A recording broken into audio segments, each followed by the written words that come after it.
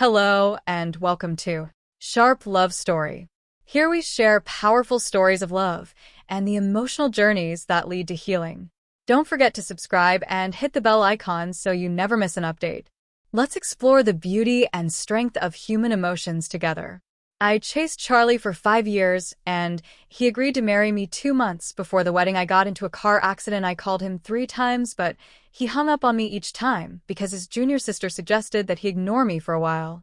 To make me stop bothering him, when I crawled out of the ditch, my whole body was injured and my right hand was fractured. At that moment, I finally understood that some things cannot be forced. However, he started standing outside my door every day with red eyes, asking me to give him 5 more years. Chapter 1 Hospital. Chapter 1 When I was brought into the hospital, my clothes were torn and I was covered in injuries. The doctor sighed and said that if I had arrived a few hours earlier, there might have been hope for my right hand. A few hours earlier. Numbly, I stared at the hospital's ceiling, listening to the doctor's diagnosis: crushed fracture in my right. And with little hope of recovery, maybe I won't be able to draw any more. Tears streamed down my face as a sense of despair engulfed me. Why can't I learn to give up? What is he doing right now? Perhaps he opened a bottle of red wine last night to celebrate the fact that I didn't bother him, or maybe he is practicing the piano with his junior sister, enjoying intimate moments. Together I laughed at myself, knowing that I would no longer be an obstacle between them. My phone rang, and it was Charlie. I slowly closed my eyes. This time, I should learn. Charlie barged into my hospital room, his clothes without a single wrinkle. He frowned at me, cold and aloof, like a superior deity reproaching me. What kind of trick are you playing? Why didn't you answer the phone? Look at yourself in this state just because I didn't pick up your call yesterday. I told you I was busy. Can't you understand? Stand. He stabbed my bleeding wounds once again. In that instant, my heart, which had died, cried out in pain. Once more he passed judgment on me, without even asking a single question. Even though I lay here battered and injured, I couldn't stir up any emotions in his heart. After all, he was the person I had loved for 5 years. With just a few words, he could evoke all my emotions. I looked at him sorrowfully, unable to find the words. Tears filled my eyes, a plea mixed with grief. The white walls reflected his indifference, while the scent of disinfectant mocked my feeble attempts. He probably hadn't seen me like this before, feeling a bit uncomfortable. Take good care of your injuries. Remember to participate in the National Art Design Competition next week. I need to go back to training. He added, this piano competition is important to me. Don't disturb me during this time. After saying that, he turned and left without looking back, never once asking about my condition. I watched his hurried figure as he left, feeling a chill run through my body. I couldn't utter a word. This was the boy I had been chasing for 5 years. Tears uncontrollably streamed down my face. I used to naively believe that it was my sincerity and passion that touched him, causing him to turn back the piano. Competition was important to him. His junior sister was important to him. His friends were important to him. Then what was I once believed that everything would be rewarded, just like my persistence in art. But reality dealt me a heavy blow. Not everything that we hold on to will have a beautiful ending. My genuine feelings meant nothing to him. So why did he promise me? Why did he give me hope again? The sun set, and I curled up in bed, trembling all over as if I had returned to that night. I was trapped alone in the car, unconscious for who knows how long. I despaired, thinking I was going to die before losing consciousness. I made a phone call. He was the first person I thought of, but even after being unconscious for a whole night, I didn't receive any rescue. Perhaps I was wrong from the beginning. It was ultimately my insistence. Just like my artistic career, some things are not meant to be. After 5 days of treatment, my body recovered except for my hand. The doctor suggested that I go abroad for treatment. I smiled bitterly. Where would I get the money? I walked out of the hospital and returned to my rented room, a narrow space filled with paintings 5 years ago at the graduation party. I fell in love with him at first sight. Since then, his figure appeared in all my artworks. The room was filled with paintings related to him. It seemed like I had been living in his world all these years, losing myself. Chapter 2 Losing myself.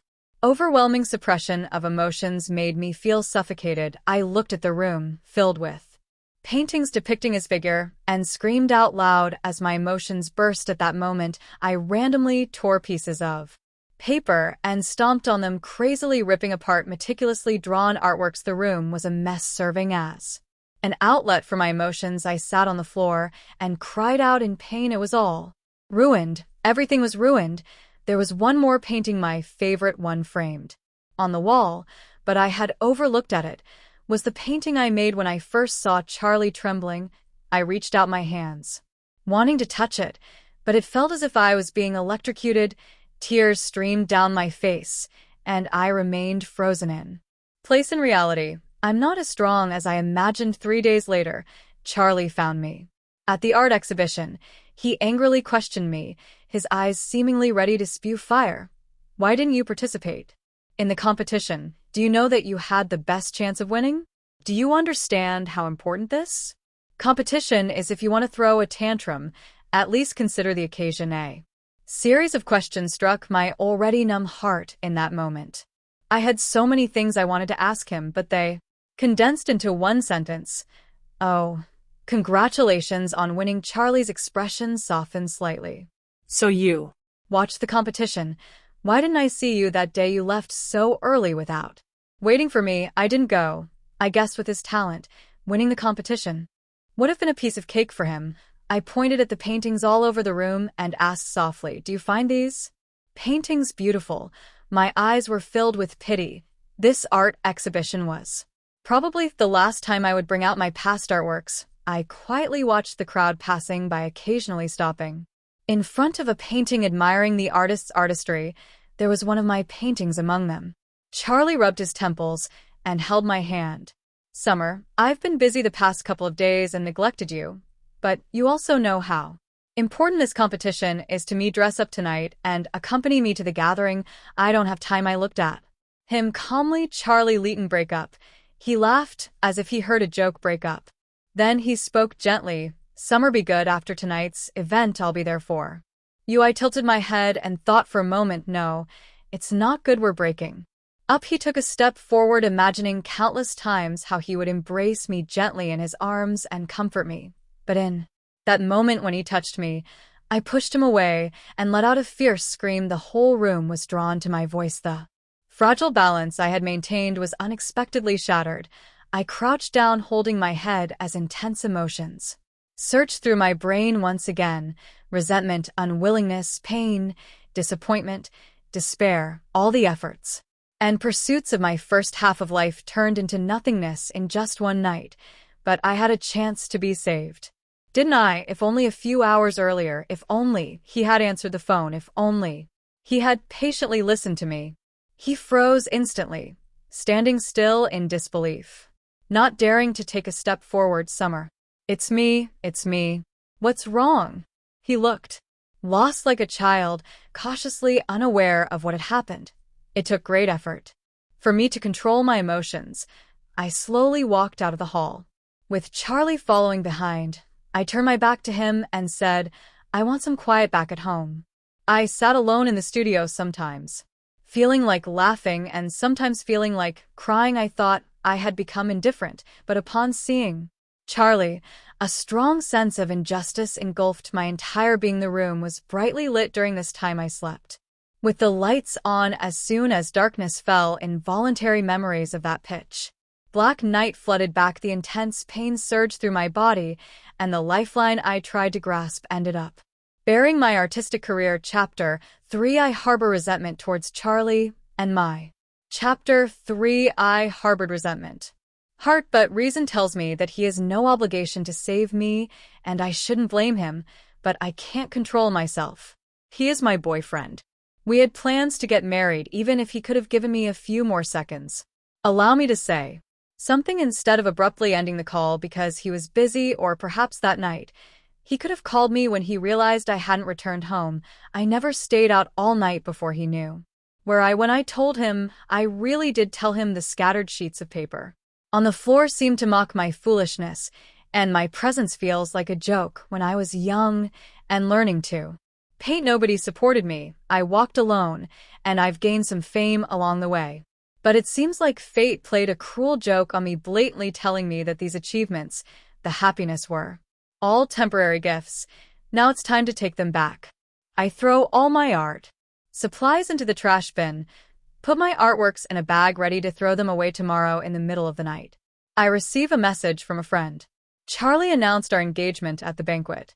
He probably still doesn't know about my situation.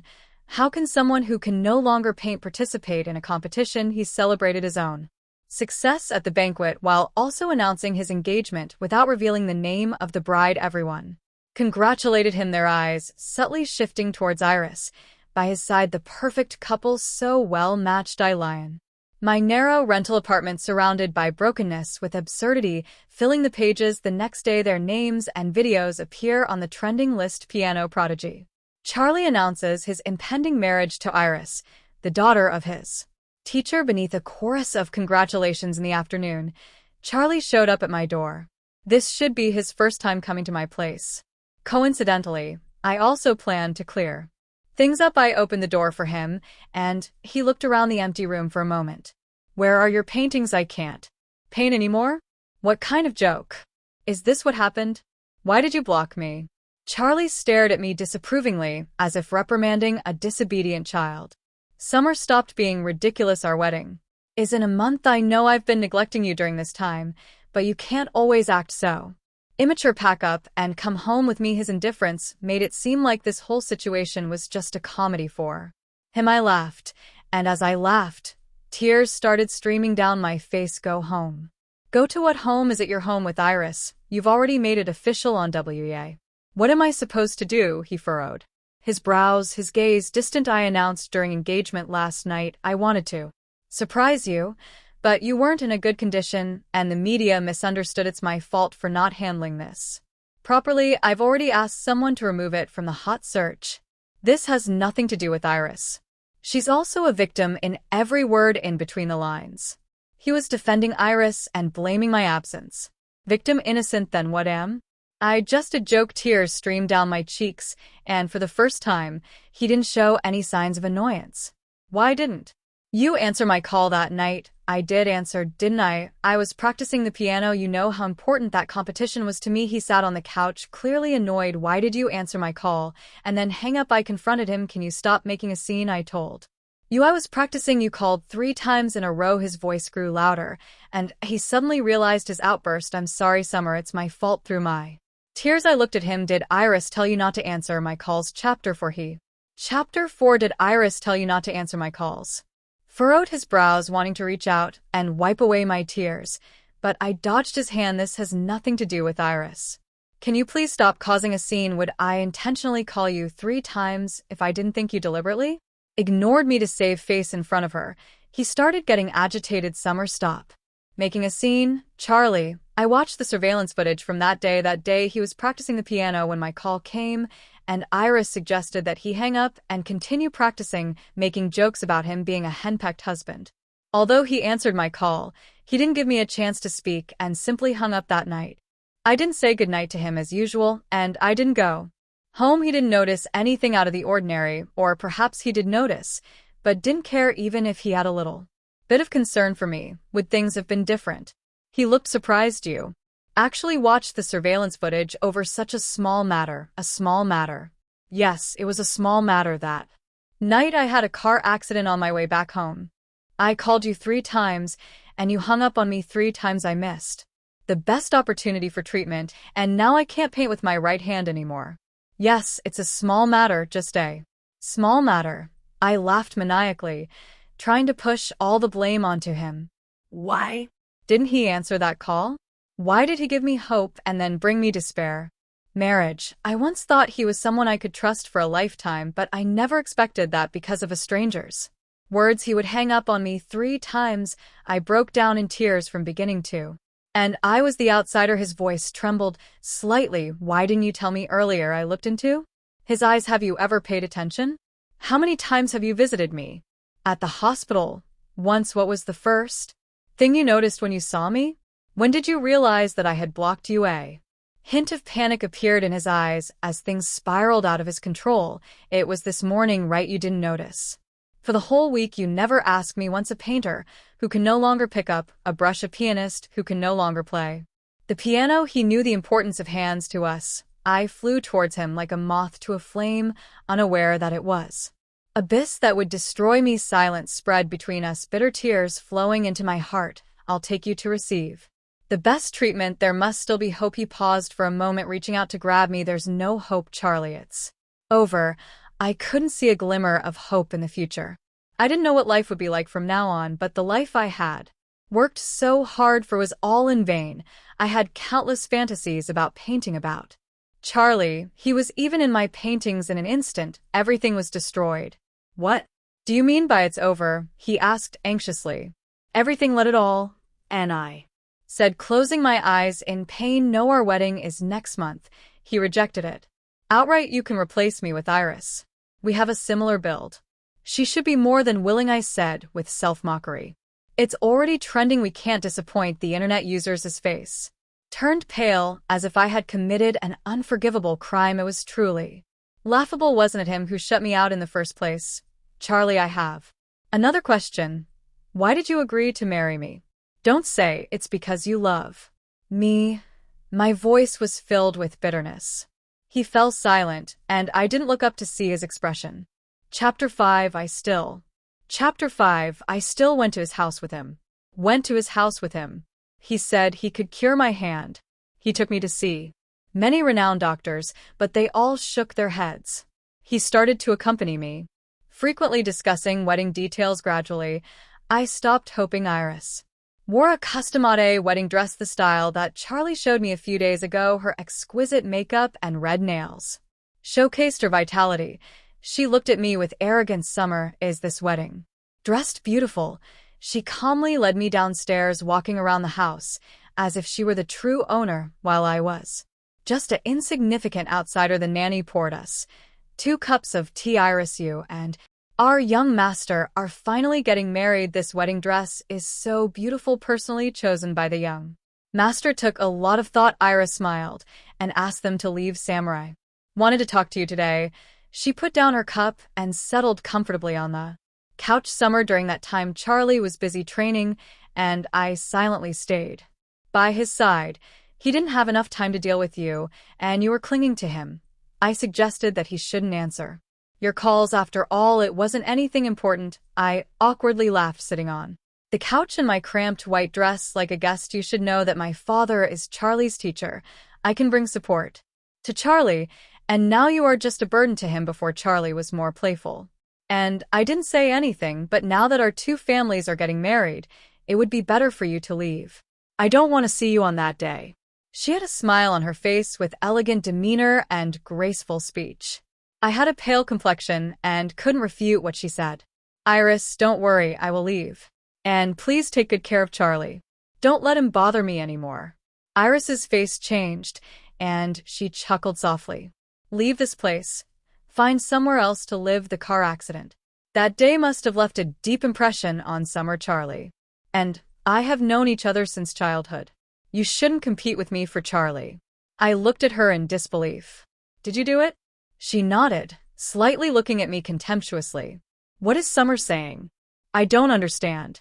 I went crazy and pushed her to the ground, fighting with her from inside the house to the doorstep. Suddenly, she opened the door, and the journalists outside captured my disheveled state while Iris stood there in her wedding dress. Charlie's brother accused me. You shameless woman, why are you still clinging to Charlie? In that moment I collapsed. I ran away from the scene like a mad person. A new search term emerged. Third party interferes in Charlie and Iris's relationship. Third party jealous gets into a fight with Iris. No one believed me, and no one would defend me. Not even Charlie. Everyone thought they were a perfect match made in heaven. What am I? I walked on the road with nowhere. Chapter 6. Under his careful care. To go. When Adam brought me home, I had a high fever. Adam is my senior, and my teacher is currently abroad. He took care of me throughout the night. Summer. Why didn't you tell me about such a big incident? I couldn't find you these past few days. He tried to speak to me in a gentle tone, but there was a hint of anger in his voice. I collapsed in his arms and cried, pouring out all the grievances inside me. He comforted me, saying that it's all in the past for the following period of time I stayed at his house. And he took care of me meticulously. We didn't mention in the past maintaining a delicate balance between us. Chapter 6. Under his careful care, my emotions gradually stabilized. It felt like going back to the beginning. With him painting in the studio while I quietly read by his side, it was a peaceful time. He cooked different meals for me every day and patiently stayed by my side. I felt like I was slowly coming out of my shell. I don't know how Charlie managed to find me. He sneered at me. So you found a new lover so quickly. All my hard work to clean up your mess was for nothing. I panicked and tried to call Adam, but he knocked the phone out of my hand. Summer, are you too afraid to face me now? He looked at me angrily, his eyes burning with fire, as if I had betrayed him. Charlie's gaze remained fixed on me. Summer, our wedding is next week. I've taken care of everything from your past. Now come back with me. His condescending attitude made me feel like a lowly respectless plaything. He expected me to obediently return at his back and call. I looked at him in despair. He hadn't changed at all. It was my own misjudgment that led to my downfall. He approached step by step, and I retreated. My back against the wall, I humbly knelt on the ground. Charlie, it's my fault. You are a bigger person. Please spare me. I wish you and Iris a lifetime of happiness. I won't disturb you anymore. He looked at me in astonishment. Summer, what are you saying? Charlie's body trembled, and he leaned against the while looking at me on the floor. I've already resolved the situation with Iris. It was her who secretly tried on the wedding dress, and I asked her to do it for you. I wanted her to take care of you. I've handled the false rumors, and no one will bother you again. Tears fell from my eyes. Drop onto the ground. Charlie, please let me go. It was my momentary foolishness. I've already lost my right hand. I can't paint anymore. I have nothing left. Can't you just leave me alone? I couldn't believe it this time. It was my hand. What would be next? My life. I'm just an ordinary person who wants to live quietly. Charlie took a step forward, trying to approach me. Don't come any closer, Iris. She will kill me. He looked at me in confusion, lost in trembling hands, revealing his inner turmoil. What does this have to do with Iris? We're just siblings in our martial art school. A hint of fear appeared in his expression, realizing that the situation had slipped out of his control. No, the truth is it had never been within his control. For the first time I heard him pleading, Summer, our wedding is next week. I've meticulously planned everything. Please come back with me. Our wedding. I had imagined it countless times, but now it had nothing to do with me. I couldn't be willful anymore. I begged him, please let me go. He stood frozen in place, unbelievably looking at me, never expecting that I would refuse him. Summer, what are you saying? You pursued me for 5 years, and now that you have me, you don't want me anymore. His eyes welled up, questioning me, as if I were the heartless one. I can't anymore. I shook my head. I have nothing left. I don't want to die. Charlie, is marrying me equivalent to death for you? He grabbed my arm, his voice sharp. Yes, no, Iris will kill me. She really will if you marry her. Please spare me. I was already on the verge of a mental breakdown. I hugged myself, hiding in the corner, thinking that this would keep me safe. Chapter 7. Charlie kept pressing closer, and I looked at him in fear, trembling like a helpless kitten. He pulled me tightly into his arms, his voice frantic. What happened? Tell me what happened. I screamed and fainted. When I woke up, the room was in disarray, and Adam was sitting by my bedside with a few injuries on his body. I leave for just a moment, and something this big happened. Summer, what happened to the skills you used to deal with me? He said. With a bitter smile, I smiled bitterly back. Adam, I envy my past self too, so bold and fearless, but people change. I'm afraid of death. I'm just an ordinary person. He embraced me, comforting me softly. Don't worry, I've already investigated. I won't let the person who harmed you get away with it. In his embrace, I found a tranquility, a calmness that I had never experienced before. When I was with him, I felt more at ease than ever before, no disturbances from the outside world. We were like a real couple, but happiness is always fleeting 2 days. Later, Charlie came knocking on the door again. Adam stood in front of me. Isn't your wedding in 2 days, brother? Let me congratulate you in advance. What are you here for? My bride is with you. How can I have a wedding by myself? Charlie looked at me affectionately. Say what you need to say. You two need closure. Adam stepped aside. But if you dare to hurt her again, you'll have to deal with me. Adam warned. Charlie placed a gift box on the ground and knelt down. Summer, I was wrong before I neglected you, but you can't just sentence me to death like this.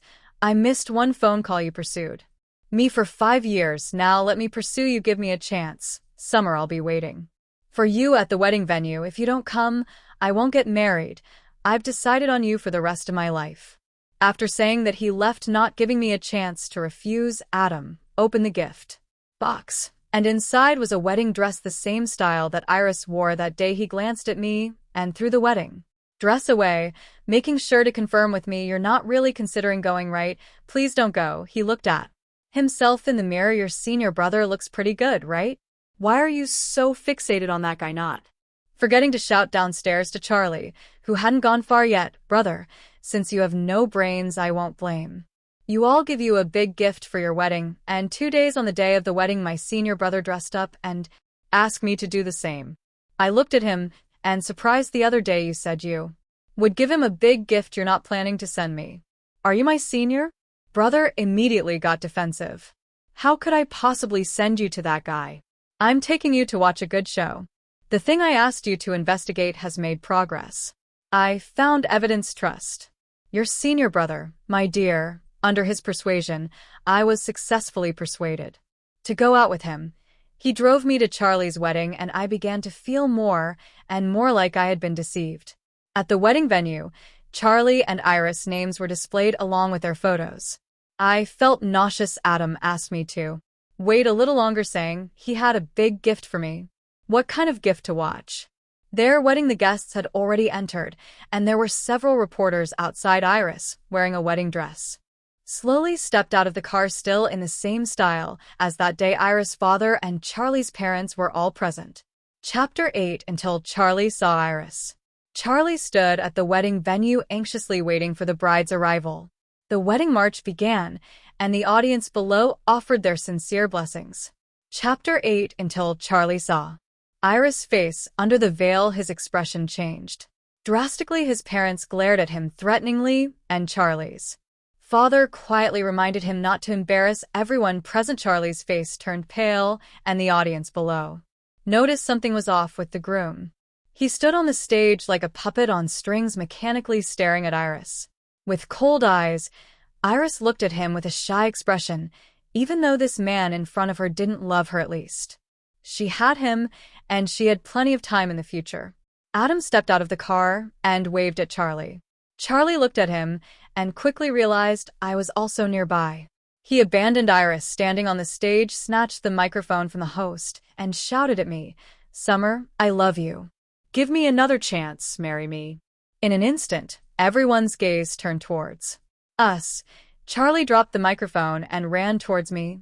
Charlie, Iris' father, stood up looking disappointed at his most promising student. Charlie's parents called out to him as well. Charlie, what are you doing? This is your wedding with Iris. Charlie slowly stopped in his tracks while his mother followed behind with an apologetic smile to everyone. I silently watched him through the car window. He couldn't see me, but he could feel that I must be there. Adam gently said to Charlie, you coward, you're not worthy of Summer's efforts. Adam took my hand and walked confidently towards the wedding venue. Charlie's father's expression instantly changed. Sir, not welcome here. It's all right.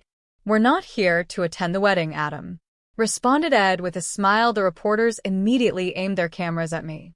I felt a bit scared and leaned closer to Adam. A recording started playing on the wedding big screen. I found out everything tonight. Summer will take that road back to her grandmother's house. It's a difficult path through the mountain valley. I've installed a tracker in her car. You wait on that road and take care of her for me, Iris. Don't worry, we're professional. After it's done, Remember to retrieve the tracker. Don't worry, Iris, after it's done. I'll give you a 100,000 leave this place and hide for a while. The voice abruptly stopped as someone disconnected the wires. Just that short recording was enough to shock everyone present. Moreover, there were many guests present today, and anyone could recognize that it was Iris' voice. Iris' father was so angry that he slapped her right there. Iris, wearing her bridal gown, knelt on the ground and burst into tears, vehemently denying that it was her. Police sirens blared and Iris was taken away on the spot. Our dream wedding turned into a joke.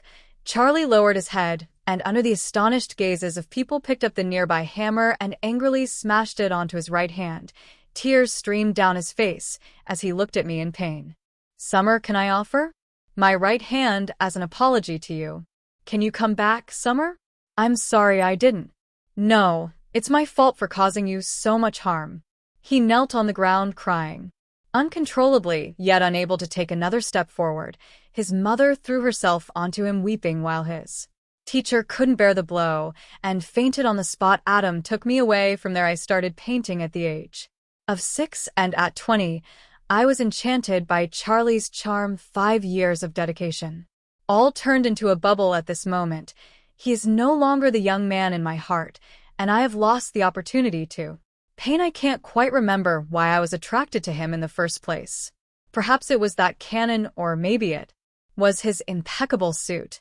Did I love the real him, or the version of him? I imagine the evidence was clear, and Iris was convicted of intentional homicide. Charlie's right hand received timely medical treatment and was not severely damaged. Iris' father suffered consecutive blows and never recovered. He passed away. A year later, Adam and I moved away from the city after several years of rehabilitation training. I picked up the paintbrush once again. I created my proudest artwork to date, and I named it Illusion Chapter N9. Chapter 9 until Charlie saw Iris. Extra 1. I am Charlie. At the junior year party, I was invited to play a canon. After it ended, a girl asked for my contact information. She was passionate, determined, and bold. There was a sparkle in her eyes. When she looked at me, I fell for her and enjoyed her unconditional love. She made me understand what love, as I admired her freedom, her dedication. It seemed like she was always filled with motivation for the things she loved, but I was inferior. I was afraid of losing her attention, so I intentionally played games with her. After all, things that are too easily obtained are often taken for granted, right? I would deliberately neglect her, then give her a little sweetness. I wasn't the perfect image she imagined. I was just a despicable person. Late at night, I worried that she would leave, but her determination exceeded my imagination. Gradually, I became more and more excessive. I got used to having her by my side, but feared her departure.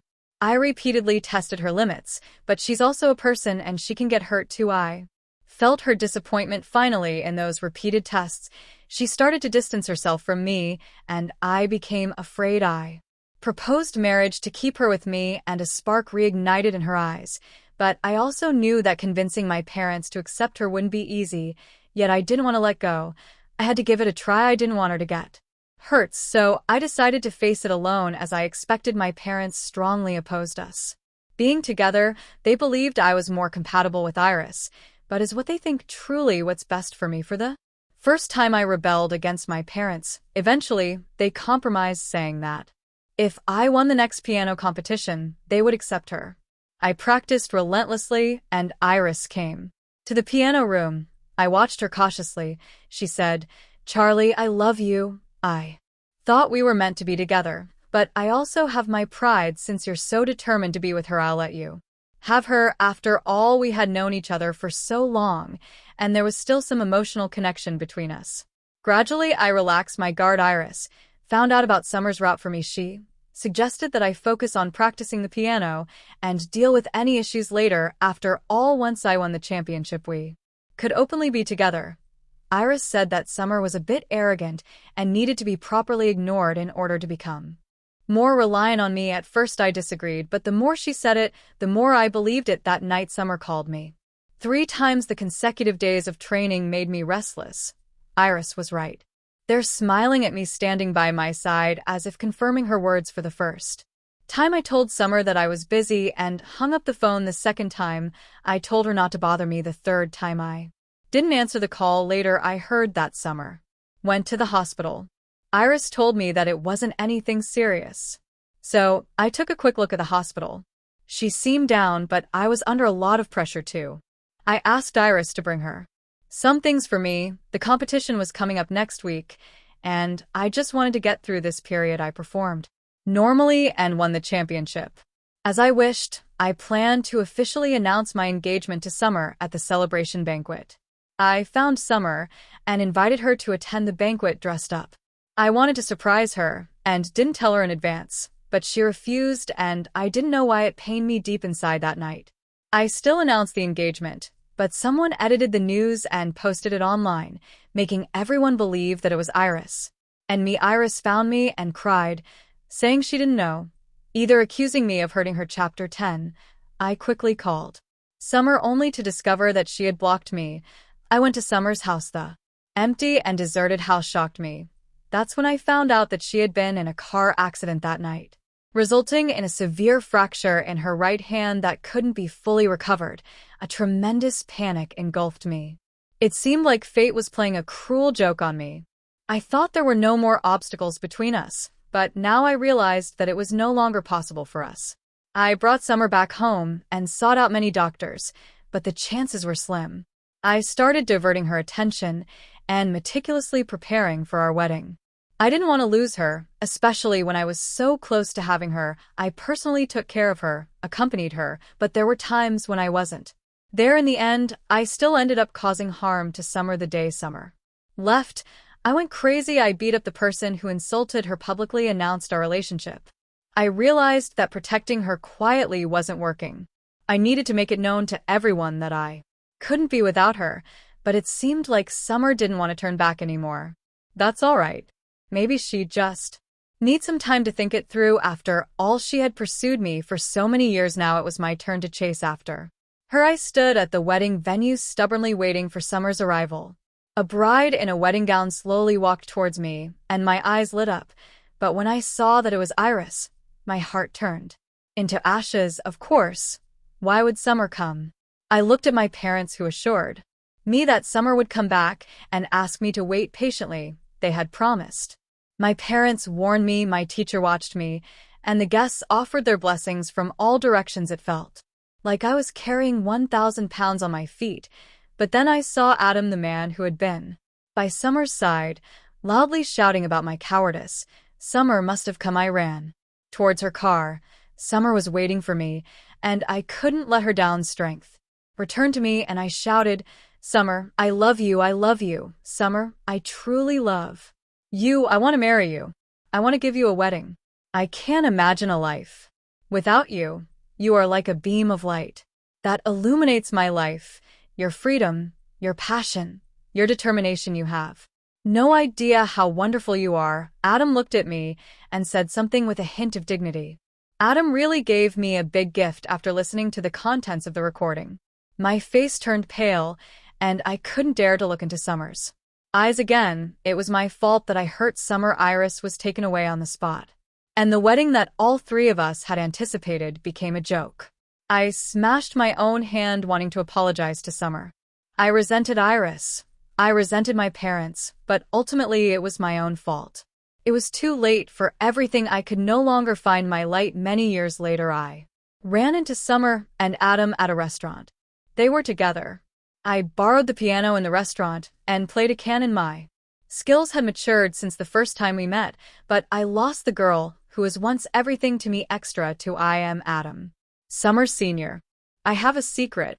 I have secretly liked Summer all along, but she was too young when Summer turned 21. She told me that she had fallen for a boy. The cabbage I had carefully nurtured was stolen by an outsider pig. I was heartbroken for a night and got drunk. Then I'd buried my feelings deep inside until something happened to Summer. I quickly returned to the country and found Summer on the street. I investigated the night of Summer's incident. It wasn't an accident, damn it. My initial compromise wasn't meant to let you all bully her. I mobilized all my connections in the country and finally found out the truth of the matter, and I presented this truth to everyone getting justice for Summer. I took Summer away, encouraged her to seek treatment, encouraged her to pick up the paintbrush again. She had great talent her life. Shouldn't wither away like this, of course. She is now my wife. I love Summer, and I hope she can live freely and happily living the life she wants, blooming brilliantly like summer flowers.